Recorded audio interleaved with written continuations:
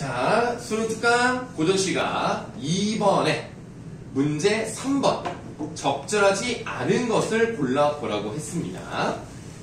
일단 뭐 답은 다 아실 거예요. 답은 5번인데 왜 5번이 아닌지부터 설명을 드리도록 하겠습니다. 전위의 측면에서 본다면 이라고 했어요. 그 전위는 위에 보기 박스의 세 번째 항목에 나왔죠. 문제의 초점을 바꾸거나 받아들이기 어려운 상황을 상대적으로 수용하기 쉬운 생각으로 바꾸는 방어 기제입니다. 그래서 대표적으로 여기서는 사공에게 분노를 표현하는 방식, 사실은 임께서 나를 떠나가면 임의 잘못이라고도 볼 수 있는 것을 아무 관계도 없는 사공이 화풀이의 대상이 된단 말이에요. 그래서 종로에서 뺨 맞고 한강에서 눈을 흘긴다라는 속담으로 이걸 설명할 수 있죠. 사공은 아무 잘못도 없고 실제로 사공의 아내가 바람을 피는 것도 아니고 대동강이 넓어서 못 건너가는 것도 아니에요. 네, 그래서 이런 것들이 나와야 되는데 보기 5번을 보시면 전위의 측면에서 본다면 화자가 대동강 건너편 꽃을 언급하며 라고 했어요. 이 대동강 건너편 꽃은 다른 여자를 의미한다고 말씀드렸습니다. 임을 불신하는 태도를 드러내는 거예요. 분명히 다른 여자를 만날 것이다 라고 생각을 하죠. 건너편 꽃에 초점을 맞추어부터 틀린 거예요. 초점은 사공에게 가야 전위가 맞는 설명입니다. 건너편 꽃에 화풀이를 하는 것이 아니기 때문에 여기서부터 틀렸고요. 그래서 받아들이기 어려운 상황을 수용하기 쉽게 만든다? 이것도 잘못됐죠. 이 사람은 받아들이기 싫습니다. 그런데 건너편 꽃 때문에 그럴 수도 있겠다 라고 받아들인다? 이건 완전히 잘못된 거죠. 그래서 5번이 잘못됐다라고 말씀을 드릴 수가 있겠고요. 보기 4번을 보시면 전위의 측면에서 본다면 화자가 사공을 사람들을 가는 배에 얻는 능동적 주체로 표현했어요. 그러니까 사실은 이미 탄 거죠. 이미 주체죠.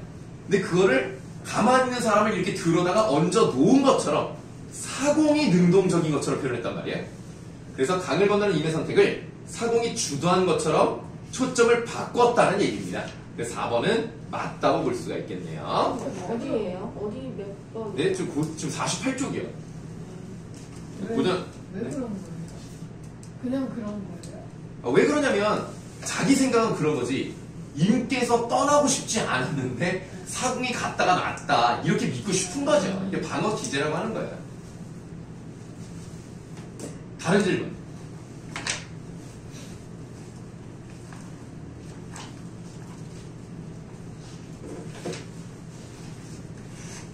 없어요? 나중에라도 생각나시면 질문하시거나 아니면 뭐 애들 앞에서 질문하기가 좀 그러시면 개인적으로 연락하시면 알려드리도록 하겠습니다. 자, 그러면 이제 우리가 이것부터 합시다. 고전시가 1번부터 하죠. 고전시가 1번을 우리 영상을 봤을 때 제망매가랑 서경별고 이렇게만 보라 그랬어요. 왜냐면 이 찬기파랑가가 두 가지 번역본이 있습니다. 하나는 양주동이라는 사람이 해석한 게 있고요. 지금 여기는 김한진이라는 사람이 해석을 한 건데요. 이 두 사람이 해석한 거 말고는 그냥 없다고 보시면 돼요. 근데 선생님이 그때 수업을 한 것은 양주동 번역이었습니다. 왜냐면 수능특강이 나오기 전이어가지고 이걸로 할 줄 몰랐거든요. 그래도 양주동이 더 좋아요. 선생님 개인적으로 양주동 거를 좋아하는데 이렇게 마음에 들진 않지만 완진이 형이 또 해놓은 걸 해놨어요. 그래서 이걸로 수업을 하도록 하겠습니다. 자, 그러면 보도록 하죠. 우리가 왼쪽에 있는 거 요게 현대어 해석이고요. 오른쪽에 있는 것은 중세 국어 문법이 사용된 표기 방법입니다. 실제로 여러분들 제망매가도 나와 있지만 찬기파랑가의 그래갈래가 뭡니까? 향가죠. 그래서 지금 이거는 가든 나든 실제 향찰로 쓰여진 원문은 없어요. 그거를 현대어냐 중세국어냐 이 차이만 있는 겁니다. 그래서 우리는 가급적 중세국어 문법 쪽에다가 필기를 하도록 하겠습니다. 자, 제망매가와 마찬가지로 찬기파랑가도 몇 줄입니까? 10줄이니까 뭐라고 한다 그랬죠? 19채 향가입니다. 이거는 뭐 제막매가만 들으셨어도 아실 수 있을 테니까 뭐 설명드리진 않겠고요. 19채 향가는 몇 단 구성으로 간다 그랬죠? 3단 구성입니다. 그래서 제막매가 같은 경우는 4줄, 4줄, 2줄로 가는데요. 찬기파랑과는 좀 달라요. 이 김한진 해독은 5줄, 3줄, 2줄로 갑니다. 양주동은 3줄, 5줄, 2줄로 가요. 거꾸로 가는데 얘는 5줄, 3줄, 2줄로 갑니다. 어쨌든 3단 구성이다 라고 생각하시면 되겠고요. 우리가 그 제막매가 같은 경우는 어떻게 끊어서 제목을 읽으라 그랬어요? 제막매가. 그래서 죽은 누이를 추모하는 노래 이렇게 해석을 하라고 했습니다. 그럼 찬기파랑가는 어떻게 끊어서 읽으시면 돼요? 찬기파랑가 이렇게 해석을 하시면 되죠. 그래서 기파랑이라고 하는 화당이래. 화랑의 우두머리를 찬양하는 노래 이런 뜻입니다. 자, 이거 누가 썼어요? 춘담사가 썼어요. 그 밑에 제명매가는 월명사가 썼죠. 이런 걸 뭐라 그러죠? 스님. 네, 스님의 이름이라는 거죠. 네, 법명이라고 합니다. 이런 법명을 썼는데 그러면 우리가 향가는 대체로 스님들이 썼구나 또는 화랑이 썼다 이렇게 말할 수가 있습니다. 모죽진한가 같은 경우는 화랑이 썼거든요.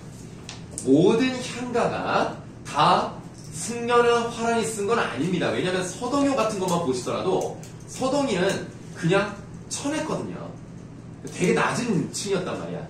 그런 경우도 있습니다만 보통은 승려나 화랑같이 좀 지식인 계층이라고 할 수 있어요. 그런 사람들이 주로 향유한 문화라고 보시면 되겠습니다. 제막매가와 같이 찬기파랑가도 상당히 서정성이 뛰어난 작품이라고 생각을 하시면 되겠는데요. 그러면 이제 본격적으로 내용을 들어가도록 하겠습니다. 우리가 이제 좀 배경 지식을 좀 알아두는 게 좋긴 한데요.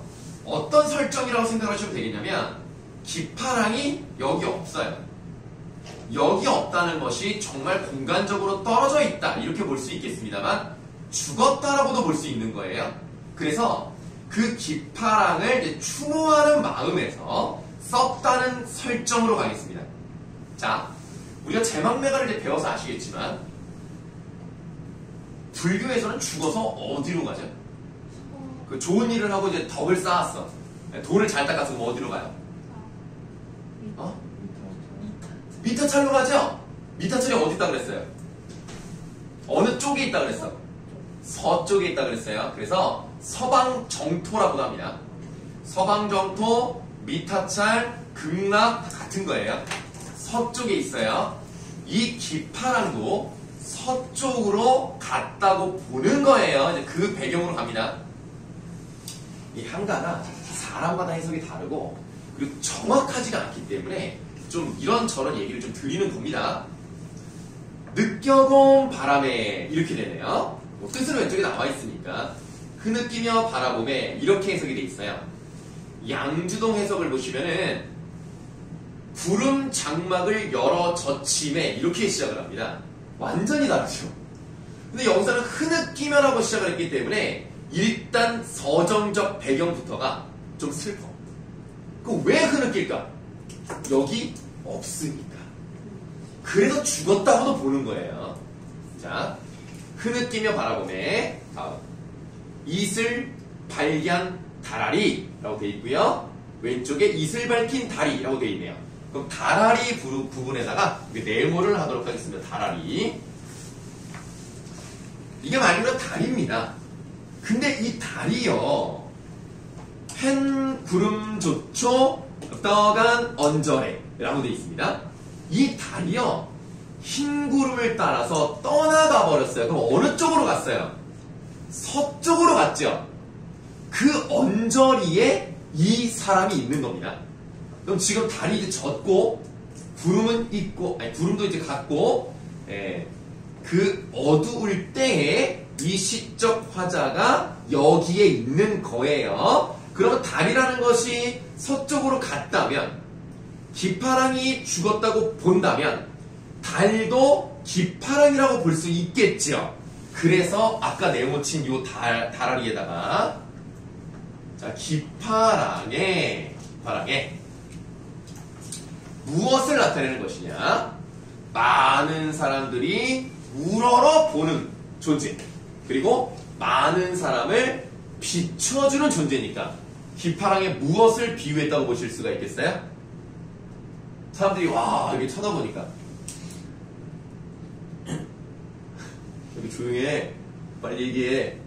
인터. 그렇지, 고매한 인품. 네, 이 부분은 이제 양수동 해석이랑 같습니다. 흰 구름 쫓아 떠나간 언저리에 모래 가른 물가에, 거기 있는 거예요 지금 지적하다가. 기랑의 즈지올시 스프리아라고 돼 있네. 우리 요거 정도 좀 알아두세요. 요렇게 써 있는 것은 모습이라고 해석을 하는데 또 알아두시면 도움이 됩니다. B급 정도의 중요성을 가지고 있다, 이렇게 말씀드릴게요. 기랑의 모습과도 같은 수풀이구나 라고 하니까 수풀도 기랑의 모습과 같은 거라면 수풀이야도 네모하세요. 그러면 이 수풀이라는 것이 정확히 어떤 것인지는 설명이 되어 있지 않습니다만 이 물에 있는 그런 모습, 뭔가 이렇게 맑고 깨끗한 그런 느낌을 주는 것 같아요. 그래서 이거는 따로 쓰진 않겠습니다. 5줄 읽었죠? 여기까지가 하나의 세트라고 말씀드렸어요. 자, 그 다음에 1호 나리 제벽이라고 되어 있는데 1호가 자기가 서 있는 그 물의 이름이에요. 쉽게 말하면 시냇물의 이름이라고. 그래서 1호 나리 1호라는 나릿물, 이 나릿이 시냇물이야. 그래서 이거를 이제 1호네라고 표현을 했고요. 제벽귀는 자갈벌이라고 표현을 했어요. 요게 화자가 있는 공간을 말합니다. 그래서 그 곳에서 낭이여 디니더시온, 화랑께서 지니고 계시던 마삼의 가살 존나라죠. 약간 좀 발음이 이상하네요. 마음의 끝을 쫓고 있습니다. 이렇게 해석을 하는 거죠. 각 실어져 있는 거 아니에요? 뭐라고요? 각 실어져 있는 거 아니에요? 내가 뭐라 그랬죠? 끝. 아, 그 가시 끝이에요. 네. 그런 뜻입니다. 네, 마음의 끝을 쫓고 있습니다. 이게 양주동 해석에서는 조약돌이라고 나와요.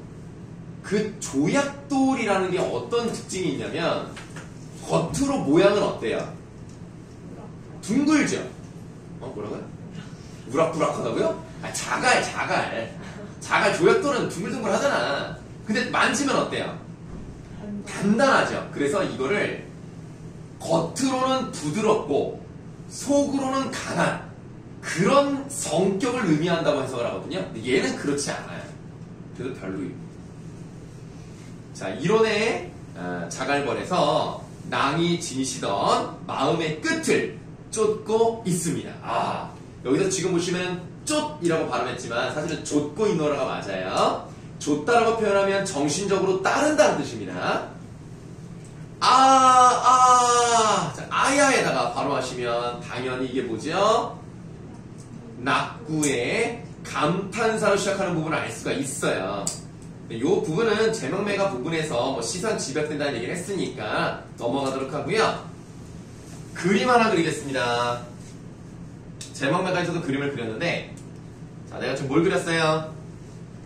땅이요. 맞아요. 뭘 그렸어요? 나무요. 아, 잘하네. 이제 뭐 그리기만 하면 다 가네.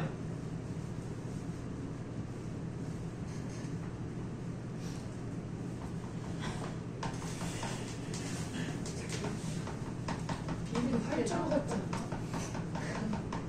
자, 뭐예요? 나무요. 무슨 나무? 잔상이요? 전선이요. 아니 전선이야 무슨. 소나무. 아 비슷해. 잣나무입니다. 잔나무가 어떻게 생긴지 모르겠어. 어떻게 잣나무냐고요? 아니 잔나무가 어떻게 생긴지 모르겠어. 아 잣나무랑 소나무랑 똑같이 생겼어요. 아 그래요? 네, 거의 비슷하게 생겼습니다. 왜냐면 친척이에요. 그래서 잣나무도 사계절 푸르러요. 변하지 않고요. 그 다음에 잣나무의 특징이 뭐냐면 요 땅에서부터 첫 번째 가지가 나오는 지점까지의 높이가 좀 높아요. 높으니까 서리가 내려도요 전혀 지장을 받지 않습니다. 그래서 이렇게 서리가 내린다는 것은 좋은 거야 안 좋은 거야? 안 좋은 거죠. 안 좋은 건데 그런 시련도 이겨낸다는 의미거든요. 그래서 지금 이게 잣나무를 내가 의도적으로 이렇게 그린 거예요. 모양이 어때요? 뭐처럼 생겼어요? 산이요. 산이요? 아니 산 말고요. 산이요. 어? 삼각. 쌀? 곡갈처럼 생겼죠? 네, 화랑이 옛날에 모자를 이런 거 썼던 거 혹시 알아요? 몰라요? 거기 옆에 그림이 없지. 이런 걸 썼어요, 화랑들이. 약간 이렇게 곡갈처럼 썼단 말이야. 그래서 요 모양이랑 똑같죠, 지금. 이 잣나무는 그럼 누구를 말하겠습니까? 기파랑을 말하는 거예요. 그래서 자식까지 메모하세요. 이 자식까지가 잣나무고요. 어떠한 시련이 오더라도 굽히지 않고 변하지 않는 자 기파랑에 무엇을 의미하겠습니까? 고결한 굽히지 않는 절개를 의미하겠죠. 그래서 유혹에 흔들리지 않고 시련에도 꺾이지 않는 그런 모습을 자식까지로 표현했고요. 자식까지가 높아서 눈이 자, 눈이에다가 세모하세요. 눈이니까 시련이죠. 눈이 모달 두폴 곧가리요. 눈이 모두 덮지 다시 눈이 못 덮을 곡간이다 이렇게 해석을 합니다. 그래서 이 잣나무 윗부분이 기파랑의 곡갈처럼 보여서 잣나무를 기파랑으로 비유를 했고요. 세모친 부분과 네모친 자식까지를 화살표로 반대 표시하시면 되겠습니다. 아까 위에서 수프리아도 기파랑 같아요. 예, 그 기파랑의 모습이라고 보시면 되고요. 우리가 지금 5줄, 그 다음에 3줄, 그리고 마지막 낙도 2줄, 이렇게가 3단 구성이다 라고 말씀을 드렸고요. 제명매가 때 말씀을 드렸겠습니다만 19채 향가가 어떤 글에 영향을 미쳤죠? 시조에 영향을 미쳤어요. 시조의 3단 구성과 마지막 부분의 감탄사로 시작하는 부분, 어주버 이런 것들은 이렇게 19채 향가에 영향을 받았다 이렇게 보시면 되겠습니다. 그러면 우리가 고전시가 1번도 마무리를 진 거기 때문에 혹시 지금 안 풀었더라도 숙제로 푸시면 되는 거예요.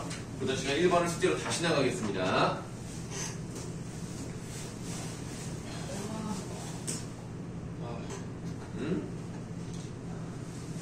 왜? 뭐 힘들어? 아니 이게 패딩을 입고 싶은데 네. 패딩이 안 돼서 왜 입고 쓰면 되지? 아니 섞어서 잘 안 돼. 너 팔을 잘라. 패딩을 못 하잖아요. 아니 소매를 자르라고 네 팔을 자르는 게 아니라 아 이래요? 여기 자르 그럼 되잖아. 너 돈 많잖아. 없어요. 자 이렇게 이제 고전 시가를 이제 1번부터 2번까지는 끝난 거고요. 그 다음에 고전 시가 3번, 4번 요것도 이번 주 숙제로 나가도록 하겠습니다. 요것도 선생님 링크 보내드릴게요. 그래서 이제 숙제까지 다 하시면 되고요. 아 추워요? 네. 이거 끊었는지 몰랐네.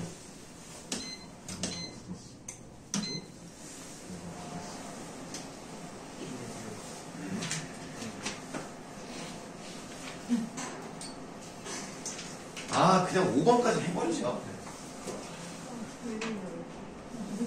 벌써 졸리다고요? 아, 진짜 일찍 잤어. 일찍 잤는데 졸리다고요? 어? 4시에 잤어. 새벽? 어. 미친 거 아니에요? 선생님이 링크를 보낸 거에 아예 시조를 그냥 다 넣어버려서 그냥 5번까지 그냥 숙제로 하시면 되겠네. 맞네요. 에이, 뭐가 많아요, 문제. 야, 이거 다 해봤자 12문제밖에 안 돼. 이게 뭐가 많냐. 이걸 또 13문제. 에이, 뭐. 그리고 이거는 선생님이 이따가, 본문을 나눠 드리도록 할게요. 왜냐면 수능 특강 나오기 전이어서 아예 그냥 고전시가 3번은 1수부터 10수까지 다 수업을 해버렸어요. 그러니까 그게 지금 있으면 드리고 만약에 없으면 메일로 보내드릴게요. 아, 열심히 한다. 정말 수업 열심히 한다. 아, 자랑스럽다. 그럼 이제 우리 고전 3문 4번으로 가시겠습니다. 몇 쪽이래요? 122쪽입니다.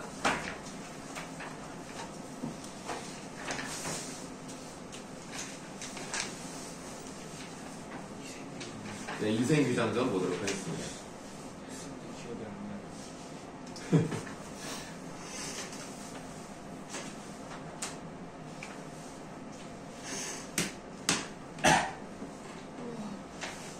저기 위용 에어팟 케이스가 확 컸네? 엄마가 사줬지 이런 거. 되게 귀엽다. 자, 인생규장전 한번 보도록 하겠습니다. 여러분들 뭐 선택의 여지가 없어요. 뭐 재미가 있든 재미가 없든 그냥 무조건 해야 돼. 할 게 너무 많아. 그리고 이제 다음 주부터는 이제 본격적으로 문법이랑 독서도 해야 되니까. 수업 언제 나와요? 독서 아마 이번 주 중에 나올 거예요. 아직 안 나왔어요?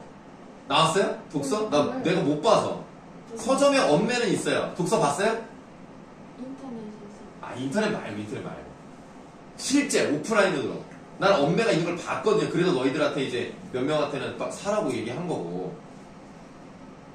저 독서도 나오는 걸로 알고 있는데 내가 저기 바빠가지고 서점을 못 가가지고. 독서 이걸 20일. 끝나- 아, 너 어제 봤는데 없더냐? 독서는? 네, 없었어요. 야, 올해는 왜 이렇게 늦게 나와? 수능을 미뤄야 되는 거 아니야? 아 그건 또 싫은데. 2주는 미뤄도 돼. 난 11월 말에 보는 게 좋을 것 같은데. 꼭 중순에 봐. 그럼 애매하단 말이야. 11월 중순이. 빨리 끝내는데. 그거 끝난다고 다 끝나는 게 아니지 않나요? 뭐 맞아. 그래도.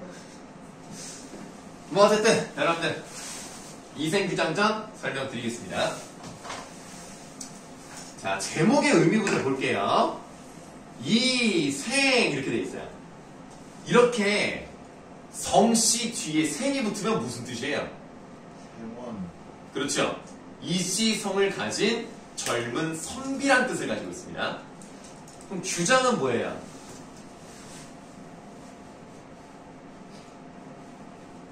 그렇습니다. 규장각이요? 아니요, 저 아무 말도 아무 말도 안 했어요? 그러니까 규장은 담을 넘어서 엿보다라는 뜻이에요. 저는 뭐 소설이니까 의미 없고요. 이생이 담을 엿보다라는 겁니다. 죽음이었으면 큰일 나요. 죽음이었으면 철컹철컹인데 옛날엔 담이 그래도 요 정도에 있으니까 이렇게만 해도 담이 보이거든. 그 담 넘어서 뭘 봤을까? 여자. 철컹철컹. 자, 여자를 봅니다. 근데 그 여자랑 눈이 맞아요. 딱 마주치는 순간 둘이 동시에 사랑에 빠지고. 대단한데. 예, 옛날 얘기는 다 이거 그렇습니다. 내신이 했어. 와. 기억 안 나요? 아니, 나서 뭐. 아, 그래서 이 이생규장이라고 하면 처음부터 이런 사건으로 만나요. 그런데 맨날 이 이생이 공부는 안 하고 이 여자만 만나니까 아빠가 어떻게 눈치채고 문 나가. 머리 뭐. 멀리 쫓아내죠. 네, 쫓아내요. 쫓아내서 결국에는 최 씨라는 그 여자가 상사병에 걸리고 그 최 씨의 부모가 다시 적극적으로 나서서 이생 아버지를 설득을 해요. 최종적으로 우리가 결혼식 비용 다 될 테니까 결혼하는 거 어떻습니까? 이거 괜찮은데? 그래서 결혼을 시키죠. 결혼해서 만났죠. 근데 무슨 일이 일어나요? 누가 쳐들어오지? 누가 쳐들어오더라? 한번적? 홍건적 아니에요? 홍건적은 삼국지 때 아니야? 홍건적이죠. 홍건적. 고려 때는. 고려 때가 이제 홍건적이고 네? 홍건적이 쳐들어와서 막 뿔뿔이 흩어지다가 결국 이 여자는 죽죠. 이생은 살고 네, 그 이야기입니다. 아 근데 막 환생에서 살다가 다시 올라가고 그거. 호에 맞아요. 그게 이제 죽은 다음에 이제 나오는 거예요. 그래서 이 글 쓴 사람이 이제 김시습인데요. 김시습이 어떤 왕 때 사람이에요? 네? 고려라고요? 고려라고요? 네? 아, 고려라지 않으셨어 아까? 내가요? 아니 김시습이라는 사람이 언제적 사람이냐고. 조선시대. 조선 아, 조선이에요? 단종 때 사람이에요. 그래요? 아, 네, 단종이 폐위되는 걸 보고 삶의 의욕을 잃어요. 아, 내가 있을 곳이 아니구나.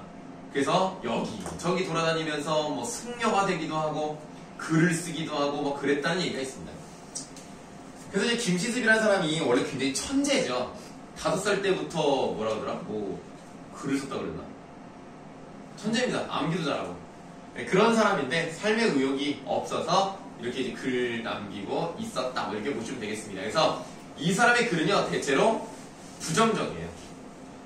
좀 삶이 재미가 없으니까 글도 그렇게 씁니다. 자, 그럼 이제 우리가 그 내용을 좀 보도록 하는데 뭐 좀 많이 배우신 사람도 있고 그래서요 조금 빨리 갈게요. 이경이니까 이경이 몇 시예요? 네, 뭐 안 중요합니다. 네, 밤 9시부터 11시까지입니다. 자, 이경쯤 되어 달빛이 희미한 빛을 통하며 들보를 비추었다. 그런데 회랑 끝에서 웬 발소리가 들려왔다. 쉽게 생각하면 그냥 복도 끝 정도로 보세요. 그 소리는 멀리서부터 들려오더니 차츰 가까워졌다. 발소리가 이생 앞에 이르렀으니 보니 바로 최씨였다. 이럴 수가. 죽은 최씨가 돌아왔다 이거예요. 원래 이 홍건적이 쫓아와가지고 이 여자한테 이제 나쁜 짓을 하려고 했단 말이야. 그랬더니 내가 너한테 당하느니 차라리 죽고 말겠다 해가지고 이제 죽여요. 지금 이거는 죽은 사람이 돌아왔다는 얘기는 뭐냐.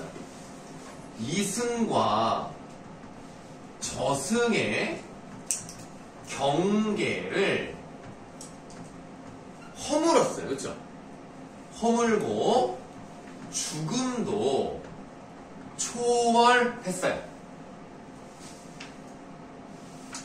자, 이거를 조금 좀 거창하게 얘기하면 부당한 현실.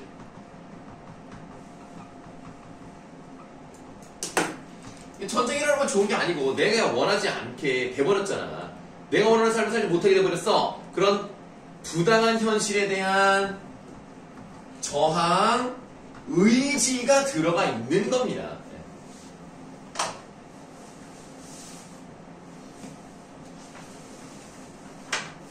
그 밑에는 그 김시습의 그거예요. 부당한 현실에 대한 저항. 아, 꼭 그런 건 아니에요. 그냥 이 이야기에서의 이야기. 그래서 부당한 현실에 대한 저항 의지고요. 자, 그 다음에 이생은 그녀가 이미 죽은 것을 알고 있었지만 너무도 사랑하는 나머지 한치의 의심도 없이 물었다 이렇게 돼 있는데 이게 사실은 말도 안 되는 일이잖아요. 그래서 어떤 요소가 두드러진다라고 볼 수가 있습니까? 아, 허구라고 하면 안 돼요. 소설은 원래 허구니까. 설화요? 전기적이죠. 일단 전기적이 뭐야? 무슨 뜻이야?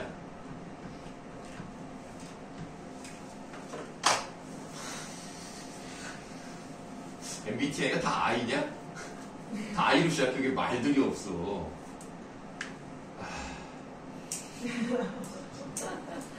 자, 신기한 일이라서, 기이한 일이라서 전할 만하다. 이게 전기적이에요. 그래서 우리가 보통 비현실적과 같다라고 생각을 합니다.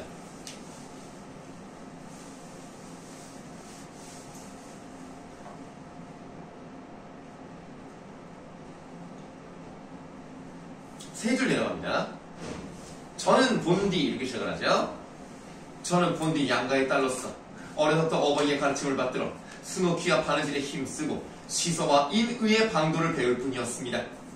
오로지 규문의 법도만 알았을 뿐, 이 규자가 들어가면 여자랑 관련돼 있는 거예요. 규수, 규방, 규자 들어가면 여자야. 규문의 법도만 알았을 뿐 어찌 집 밖에 일을 헤아릴 수 있었겠습니까? 그런데 당신께서 붉은 살꽃이 핀 담장을 한번 엿보시노. 이게 이생규장이라는 제목의 의미죠. 밑줄. 제가 스스로 푸른 바다의 구슬을 바쳤지요. 자, 푸른 구슬을 바쳤다는 것은, 푸른 구슬이래. 푸른 바다의 구슬을 바쳤다는 것은 비유적인 표현이에요. 그냥 사랑의 마음을 이제 줬다, 뭐 이렇게 보시면 되겠는데, 중요한 단어는 뭐예요? 제가 스스로, 여기가 중요한 거죠. 자, 어떤 의미를 갖고 있습니까, 이게? 이 여자가 어떻다는 거예요? 적체적. 주체적이야. 적극적이야. 그런 사랑을 이 여자가 했다고. 이 여자가 그렇게 스스로 부모가 정해주지 않았지만 했다는 얘기입니다. 이런 게 의미가 있는 거죠. 지금 여기는 사실 자유연애를 시작한 거잖아요. 부모의 반대가 있었지만 극복을 했고요. 그렇게 의미가 있고요. 꽃 앞에서 한 번 웃고는 평생의 은혜를 맺었고 휘장 안에서 다시 만났을 때는 은정이 100년을 넘칠 것 같았지요. 그래서 처음에 만났을 때 좋았고 부모의 반대로 헤어졌지만 결혼하게 되었기 때문에 다시 만났다라고 표현을 했어요. 이런 것들을 보시면 이 당시 봉건적 사회에서 봤을 때 상당히 파격적인 이야기라고 보시면 되겠습니다. 진취적이죠, 상당히. 자, 그 다음에 A 부분을 보도록 할게요. A 부분. 아니, A 부분 안 읽어도 돼. 그냥 보고. A 다음으로 볼게요. 외진 산골짜기에서 당신과 헤어진 후로 짝을 잃고 홀로 날아가는 새의 신세가 된 것이 너무나 한스러웠습니다. 집도 없어지고 부모님도 돌아가셨으니 고단한 혼백조차 의지할 것이 없었지만 밑줄 절의는 귀중하고 목숨은 가벼우니 라고 했습니다.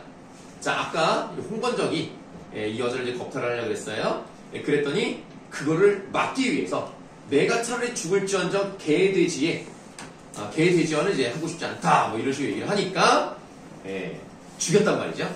그래서 내가 절개와 의리는 중요하다. 그러나 목숨이 그것만 못하다 라고 했으니까 어떤 가치관이 주된 거예요? 어떤 가치관이 밑에 배경으로 깔려있다는 거야?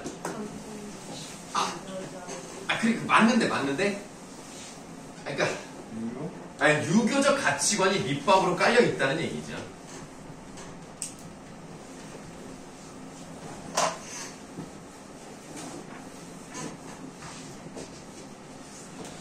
그래서 죽임을 당했고 시체를 수습을 못합니다.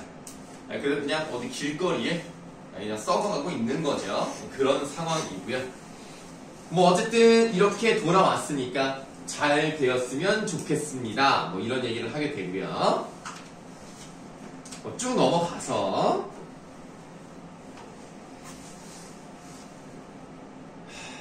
오른쪽 페이지 123쪽으로 가시겠습니다. 자, 다음날 최씨와 이생은 함께 재물이 묻혀있다는 곳을 찾아갔다. 과연 금은 여러 덩이와 얼마만의 재물을 얻을 수 있었다. 그들은 양가 부모님의 유고를 수습한 후 금과 재물을 팔아 각각 5관산 기슭에 합장하였다. 그 다음 밑줄 하세요. 묘소에 나무를 심고 제사를 드려 얘를 극진히 갖추었다. 이것도 보시면 뭐가 밑바탕이에요? 부모의 유고를 잘 이제 모신 거죠. 그래서 이 부분도 유교적 가치관이 나타나 있는데 그 중에서도 여기는 뭐예요? 효와 관련된 가치관이 잘 나타나 있습니다. 당연히 조선시대에 그리기도 하고요. 김시습이라는 사대부 집안의 사람이 썼기 때문에 아무래도 유교적 가치관이 밑바탕이 많이 되었구나 이렇게 보시면 되겠습니다. 자, 그 다음 그 뒤 이생은 벼슬을 구하지 않고 최씨와 함께 살았습니다. 목숨을 구하고자 달아났던 종들도 다시 스스로 돌아왔어요. 이생은 뭐 여기가 뭐 그렇게 중요하진 않습니다만 일단 꺽쇠 좀 한번 열어보시고요. 이생은 이때부터 인간사에 게을러져서 비록 친척이나 손님들의 기륭사에 할애하고 조문해야 할 일이 있더라도 문을 걸어 잠그고 밖으로 나가지 않았습니다. 받아보시고요. 어울리는 한자사도 한번 써보도록 하겠습니다. 문을 걸어 잠그고 밖에 나가지 않았다. 사자성어로 뭐라고 할까요? 모르겠어요는 5글자인데요. 아니 말 그대로 문을 걸어 잠그고 나가지 않았으니까 최소한 어떤 글자는 나와야 돼요? 문은 나와야지. 그 다음에 나가지 않았으니까 불, 출. 걸어 잠갔다만 나오면 돼요. 두문불출.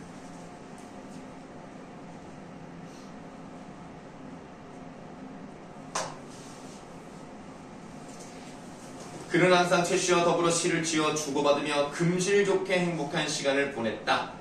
금실도 뭐 꼭 알아야 되는 건 아니지만 검은고 금자에 비파라는 악기가 있어요. 비파 실자입니다. 그래서 우리가 금실이라고도 하지만 금슬이라고도 하죠.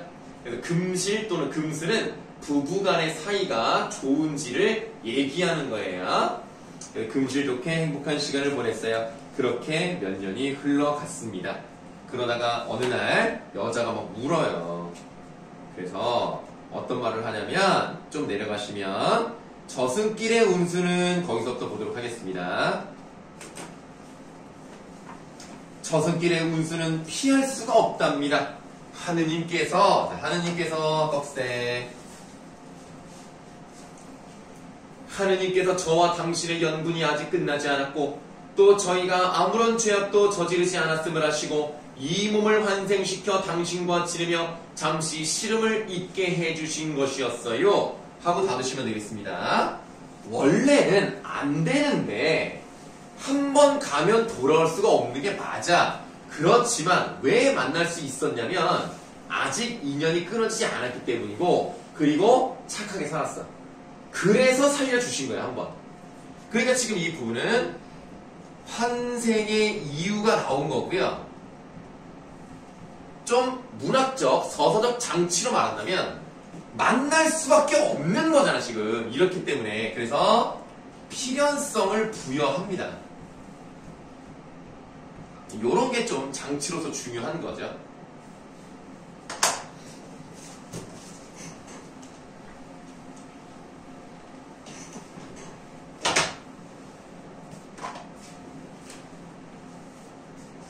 자, 그러나 밑줄 인간 세상에 오랫동안 머물면서 산 사람을 미혹시킬 수는 없답니다. 이것은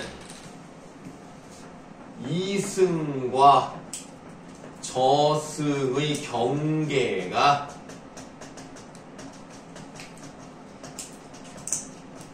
분명하다라는 것을 보여주는 거예요. 김시습의 가치관이 들어가 있는 겁니다. 분명한 경계가 있다고 믿었거든요.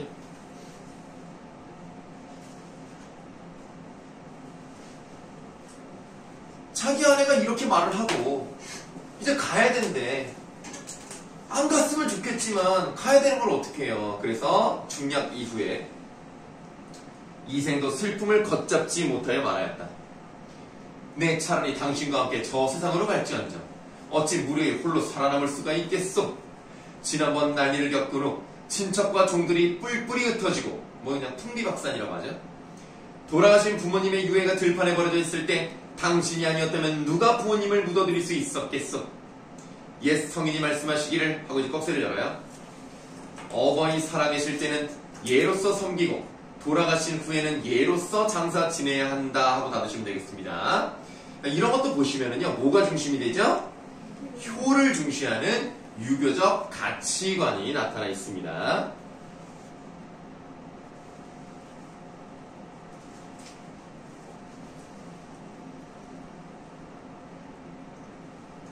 자, 그렇게 말을 했는데 당신의 천성이 호성스럽고 인성이 두터웠기 때문에 이런 일을 다 처리할 수 있었던 것이요.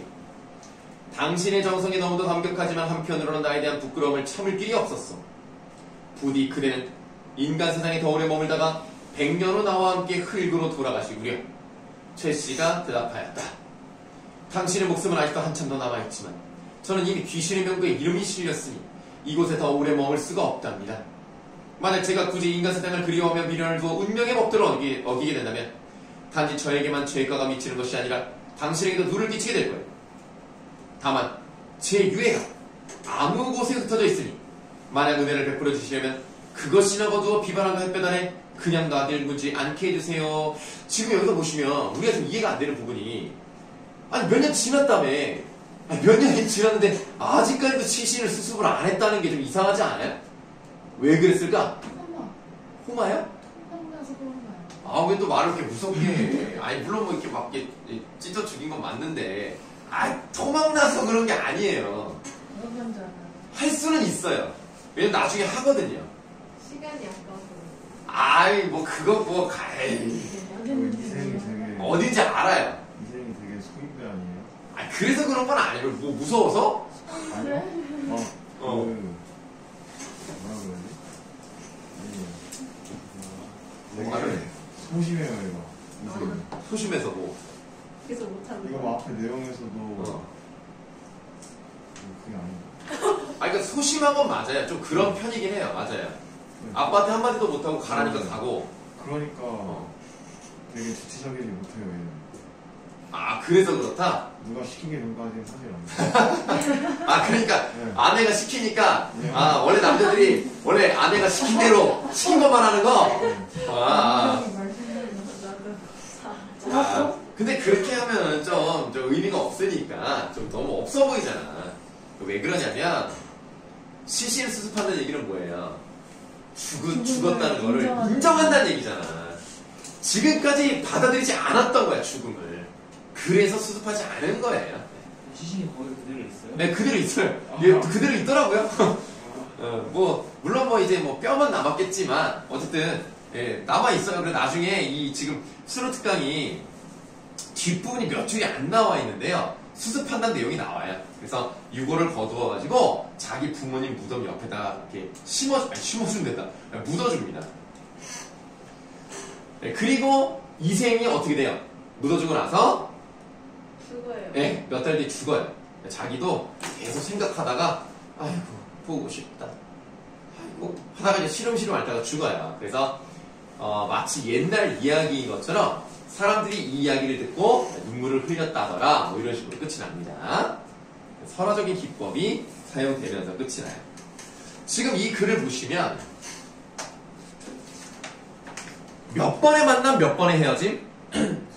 세 번의 만남. 3번의 만남, 3번의 헤어짐. 그래서 이 만남과 이별이 계속 나오거든요.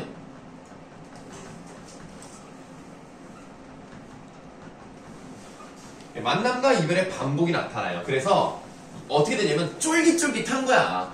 아이고 헤어지면 어떡하지? 아 만났다. 편안. 아이고 또 아이고 불편. 아 편안. 불편 이렇게 끝나는데 어쨌든 그러니까 서사죠? 뭐를 부여하죠?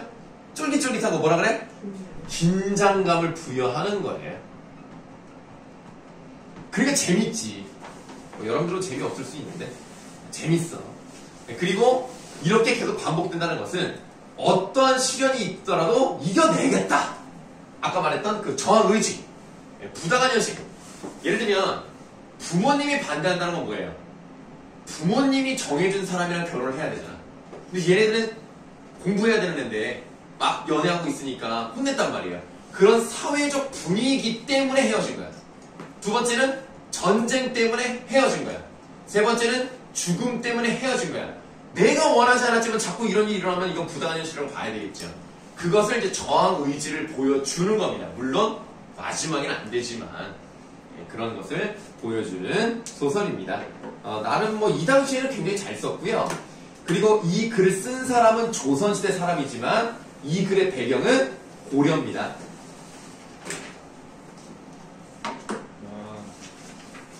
뭐라고요? 그러니까 조선시대에 썼는데 배경이 고려. 네, 맞아요. 우리가 지금 시대를 살아도 일제강점기 때를 쓸 수 있잖아요. 뭐 그런 느낌이라고 보시면 되겠습니다. 자, 그러면 이제 고전 산문은 4번 정도까지만 하고 오히려 고전 시대라는 건 없지 않을까? 고전 산문 4번도 이제 숙제로 하시면 되겠고요. 뭐 그래 봤자 17문제 나간 거예요, 지금. 그럼 이제 우리 고전 3번은 이 정도까지만 하고 쉬었다가 현대 소설로 한번 넘어가도록 하겠습니다. 우와. 그리고 뒤에 시간 되면 문법도 좀 하죠. 네? 왜요? 잠깐만. 아, 복사해 드릴게요. 네. 우리 원혁이가 복사해 줄 거예요. 갖고 왔어. 원혁이가 얼마나 훌륭한 학생인지 그냥